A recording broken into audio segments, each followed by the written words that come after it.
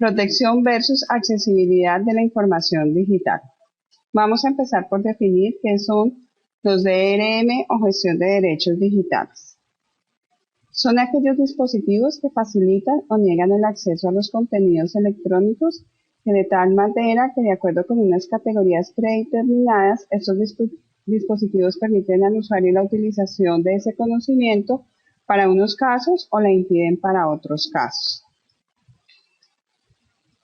¿Cuáles son las herramientas que nos dan los DRM? Estas herramientas sirven para controlar la difusión de contenidos electrónicos y además son programas o dispositivos que operan en el entorno informático protegiendo los derechos de autor y otros derechos del titular de los mismos. Inicialmente, estos dispositivos tomaron nombres diferentes, que son los ECMS, los ERMS y los DRM, que son los que estamos en este momento utilizando. Los DRM están enmarcados dentro de un marco legal donde la normatividad está establecida por la Organización Mundial de la Propiedad Intelectual y el Convenio de Berna. Estos DRM tienen algunas funciones como son de protección, seguridad, autenticación, control de transacciones, identificación de los participantes en el mercado. Los principales sistemas de DRM son los SCMS, Macrovisión y CSC. ¿Cuáles son las empresas administradoras de DRM? Los SDMI, especializada en música digital, el DAS, que es sistema de Microsoft utilizado en libros digitales, el Intertruth, un DRM de propósito digital, y el ContentWare, una empresa participada por Xerox y Microsoft.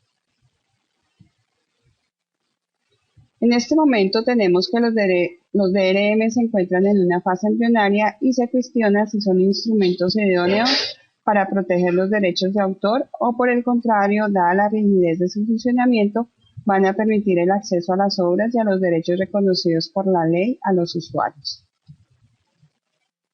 Los DRM, como mencionamos anteriormente, son un conjunto de tecnologías electrónicas que ejercen varias funciones con el objetivo de bloquear y proteger la obra y gestionar el acceso a las mismas mediante un sistema de licencia.